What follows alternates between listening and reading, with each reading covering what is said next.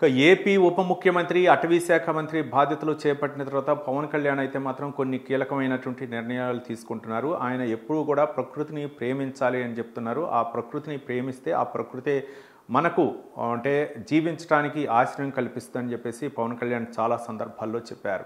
అంటే ఒక విధంగా చెప్పాలంటే అడవుల సంరక్షణ కూడా బాధ్యత కూడా ఆయనపైనే ఉంది కాబట్టి అడవుల్ని కాపాడాల్సినటువంటి బాధ్యత ప్రజలందరిపైన ఉంది.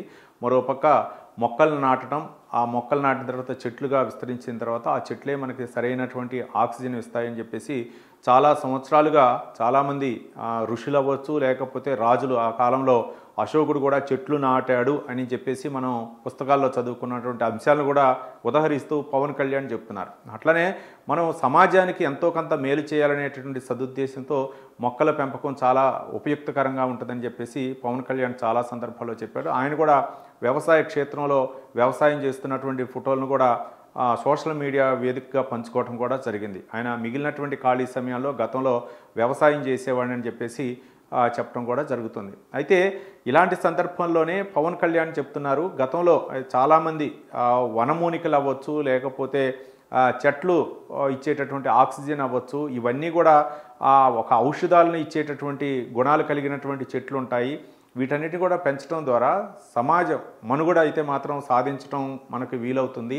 అవి ఇచ్చేటటువంటి ఆక్సిజన్ వలన ఆ చెట్లు గనక లేకపోతే మానవ మనుగడే ప్రశ్నార్థకంగా మారేటటువంటి అవకాశం ఉంది. వృక్షో వృక్షతిరహ అని చెప్పేసి ఒక నినాదం ఉంది. దాన్ని మనం కాపాడాల్సినటువంటి అవసరం ఉంది అని చెప్పేసి పవన్ కళ్యాణ్ చెప్పడం జరిగింది. అయితే ఈ కోవలోనే అడవులను సంరక్షించాలా, ముఖ్యంగా మడ అడవుల్ని కాపాడాలని చెప్పేసి అధికారులను కూడా ఆదేశించడం జరిగింది. ఒక విధంగా పవన్ కళ్యాణ్ చెప్పేటటువంటి అంశాలు అధికారులు కూడా విస్తుపోయేట విధంగా ఉంటున్నాయి. ఒకసారి అంటే ఆ చెట్లు నాటాలా, చెట్లను ఏ విధంగా సంరక్షించాలా. ఈ మధ్యకాలంలోనే రెడ్ శాండ్ల గురించి కూడా ఆయన ఒక ప్రకటన జారీ చేయడం జరిగింది. రెడ్ శాండ్లు అంటే చాలా కాస్ట్లీ అయినటువంటి ఆ యొక్క వృక్షాలను కాపాడాల్సినటువంటి అవసరం ఉంది. శేషాచలం అడవుల్లో అయితే మాత్రం ఈ రెడ్ శాండ్లు ఎక్కువగా ఉంటుంది. అక్కడ స్మగ్లర్లు కూడా ఈ రెడ్ శాండిల్ని మాత్రం దాన్ని అంటే ఎర్రచందనాన్ని దాన్ని చెట్లను నరికి ఇతర దేశాలకి ఎక్స్పోర్ట్ చేసేటటువంటి పరిస్థితులు ఉండేవి. కాబట్టి వాటిని కాపాడాల్సినటువంటి బాధ్యత అటవీ శాఖ మంత్రిగా నాపైనే ఉందని చెప్పేసి పవన్ కళ్యాణ్ గతంలో కూడా చెప్పడం జరిగింది.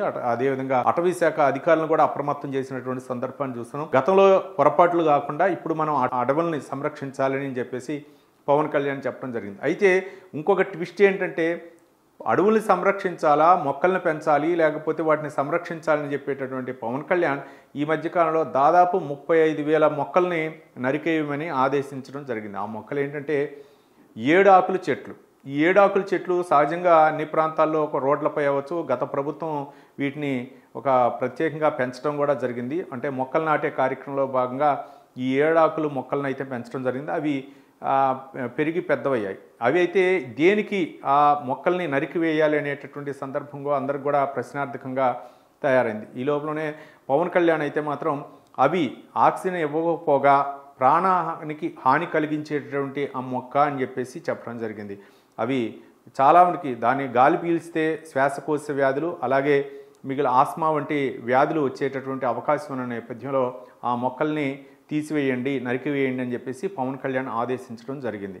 తన ఫామ్ హౌస్లో కూడా, తన వ్యవసాయ క్షేత్రంలో కూడా ఈ చెట్లు ఉంటే కొంతమంది నిపుణులు చెప్పారు ఆ చెట్లను తీసేయండి అని చెప్పేసి. అప్పుడు తీసేయటం జరిగింది. ఆ కోవలోనే ఇప్పుడు అదే ఉద్దేశంతో ఇక మిగిలిన చోట ఎక్కడైతే ఉన్నాయో ఆ మొక్కల్ని తీసివేయండి, నరికివేయండి అని చెప్పేసి 35,000 మొక్కలను అయితే మాత్రం ఆ యొక్క నరికివేతకు గురవుతున్నట్లు తెలుస్తుంది. దీంతో చాలామంది కూడా అంటే దీనివలన ఏంటి ఉపయోగం అంటే అది చొచ్చుకొని పోయి నీరు కూడా ఎక్కువగా తాగుతుంది మొక్క.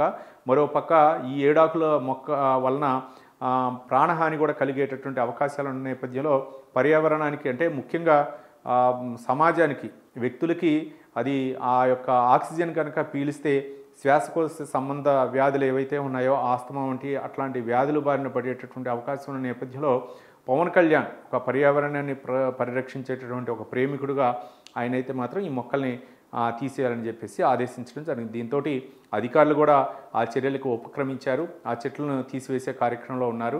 మరోపక్క అడవులను సంరక్షిస్తూనే ఏవైతే వ్యక్తులకి ఇబ్బంది కలిగించేటటువంటి మొక్కలు ఉన్నాయో వాటిని తీసివేయటం అనేది ఒక అటవీ శాఖ మంత్రిగా పవన్ కళ్యాణ్ తీసుకున్నటువంటి నిర్ణయంతో అధికారులు అయితే మాత్రం ఇలాంటి నిర్ణయాలు తీసుకోవటం వల్ల సమాజానికి ఎంతో ఉపయుక్తకరంగా ఉంటుందని చెప్పేసి అధికారులు కూడా సంతోషాన్ని అయితే వ్యక్తం చేస్తున్నారు.